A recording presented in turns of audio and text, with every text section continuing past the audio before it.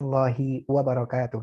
Ya, jumpa lagi dengan Ustadz Fuadi dalam pembahasan materi relasi dan fungsi. Di tujuan pembelajaran yang ini, ya, di bagian keempat ini, kita akan mempelajari tentang korespondensi satu-satu. Ya, setelah kalian mempelajari bentuk penyajian relasi, memahami ciri-ciri fungsi, memahami bentuk penyajian fungsi, nah yang sekarang adalah korespondensi satu-satu. Seperti apa sih korespondensi satu-satu? Mari kita simak bersama. Nah, untuk tujuan pembelajarannya, yang pertama, kita akan memahami korespondensi satu-satu itu apa, baik itu melalui definisi maupun contoh-contohnya. Kemudian menjelaskan syarat korespondensi satu-satu, dan menentukan banyaknya korespondensi satu-satu. Kemudian nanti diharapkan kalian bisa menemukan contoh korespondensi satu-satu di dalam kehidupan kita sehari-hari dan menyelesaikan masalah korespondensi satu-satu. Baik, langsung saja ke definisi dan contohnya. Untuk definisi, korespondensi satu-satu dari himpunan A ke himpunan B adalah relasi atau fungsi yang memasangkan setiap anggota A pada tepat satu anggota B dan berlaku sebaliknya, memasangkan setiap anggota B pada setiap anggota A. Contohnya, di sini ada relasi antara nama siswa dalam satu kelas dan NIS-nya, ya, nomor induk siswanya. Pasti kalian punya nomor induk siswa masing-masing kan? Nah, apakah NIS kalian ada yang terpakai double atau 2 kali? Tentunya tidak. Setiap kalian punya NIS sendiri-sendiri dan NIS itu dimiliki oleh satu orang siswa. Seperti itu. Nah, selanjutnya contoh berikutnya lagi ada relasi antara 10 orang sopir dan 10 mobil taksi dalam suatu perusahaan armada taksi. Nah, satu orang sopir bertanggung jawab terhadap sebuah mobil taksi dan sebuah mobil taksi hanya dikendarai oleh seorang sopir. Nah, itu adalah contoh dari korespondensi satu-satu. Nah, syaratnya berarti apa? Nah, berdasarkan contoh tadi dan juga definisinya bisa kita simpulkan syarat dari korespondensi satu-satu, yaitu dari dua himpunan A dan B disebut berkorespondensi satu-satu jika yang pertama setiap anggota A berpasangan dengan tepat satu anggota B dan setiap anggota B berpasangan dengan tepat satu anggota A. Akibatnya pada korespondensi satu-satu jumlah anggota himpunan A dan B haruslah sama. Ya, jadi seperti itu. Nah, berikut contoh korespondensi satu-satu dan bukan korespondensi satu-satu. Kita lihat ya contohnya yang di sebelah kiri dan di sebelah kanan. Kita lihat yang di sebelah kiri terlebih dahulu.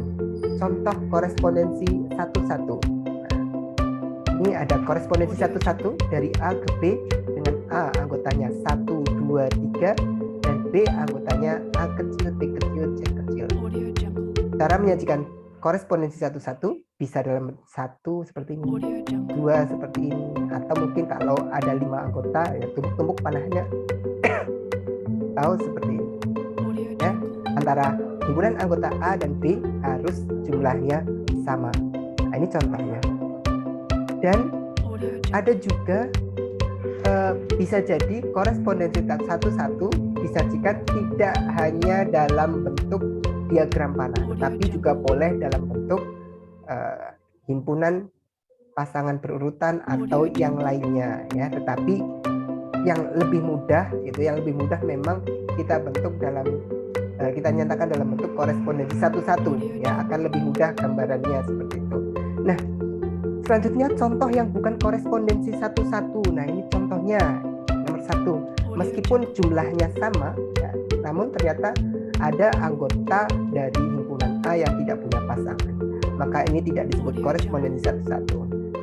Atau ini jumlahnya berbeda antara A dan B, jumlahnya berbeda sehingga ada anggota C yang tidak terpasangkan. Ada anggota B yaitu C kecil ini tidak punya pasangan di anggota A.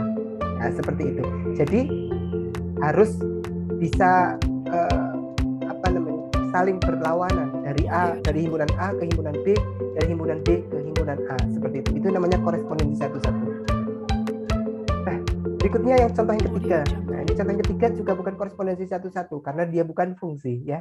Karena ada anggota dari himpunan A yang punya cabang. Nah, ada yang punya cabang maka dia tidak disebut korespondensi satu-satu, bahkan tidak disebut fungsi. Berikutnya yang contoh yang keempat, ini ada fungsi, ya ada fungsi, tetapi dia bukan korespondensi satu-satu. Kenapa? Ada anggota A yang dipasangkan menuju ke B, tapi bareng-bareng, nah gitu. Ada korespondensi satu-satunya bareng-bareng, sehingga ada anggota B yaitu B kecil itu dipasangkan 2 kali. Nah ini contoh bukan korespondensi satu-satu. Nah, sekarang kita mau mencari berapa sih banyaknya korespondensi satu-satu yang mungkin. Nah, ini contoh korespondensi satu-satu dari 2 himpunan A dan himpunan B yang beranggotakan masing-masing 3 anggota. Nah, ini contohnya. Silahkan disimak terlebih dahulu dari A ke B.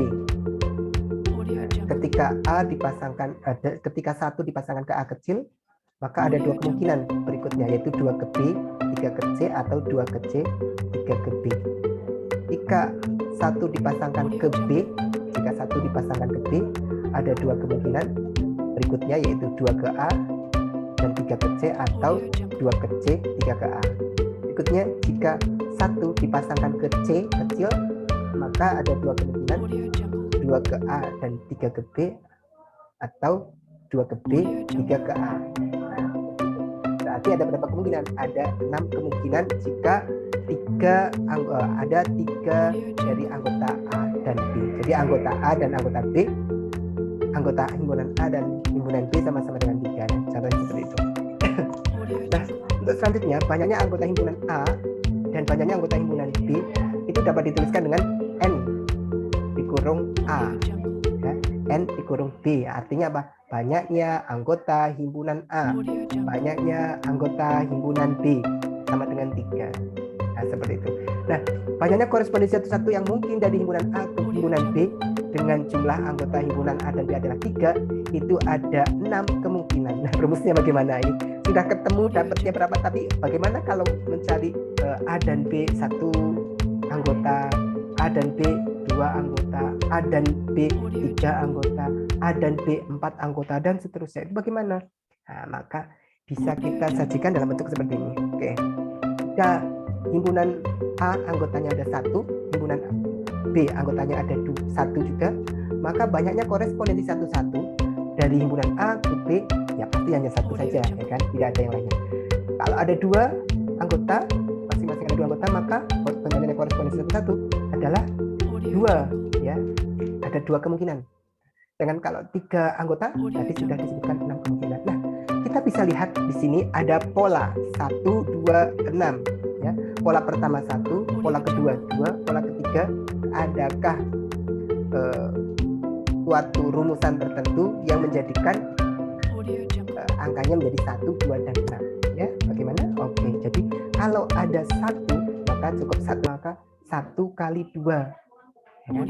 Sedangkan kalau ada 3, 1 kali 2 kali 3 ternyata 6. Nah, bisa tuliskan, kita bisa simpulkan bahwa banyaknya korespondensi satu-satu yang mungkin dari himpunan A ke himpunan B adalah 1 dikali 2 dikali dan seterusnya sampai dengan 3 anggota himpunan ini. Kalau banyaknya anggota himpunan itu ada 4, berarti 1 kali 2 kali 3 kali 4. Jika ada 5, 1 kali 6, maka 1 kali 2 kali 3 kali 4 kali 5 kali 6. Begitu seterusnya. Nah, perkali 1 kali 2 kali 3 kali 4 kali dan seterusnya sampai dengan N, diseperial, ditulisnya N tanda seru, ya. N tanda seru 1 kali 2 kali 3 kali 4 dan seterusnya sampai dengan terakhir dikali dengan N, gitu. Nah, itu menentukan banyaknya korespondensi satu-satu. Nah, berakhir pula dan fungsi. Nah, tinggal nanti kalian silti penilaian tengah semester ganjil.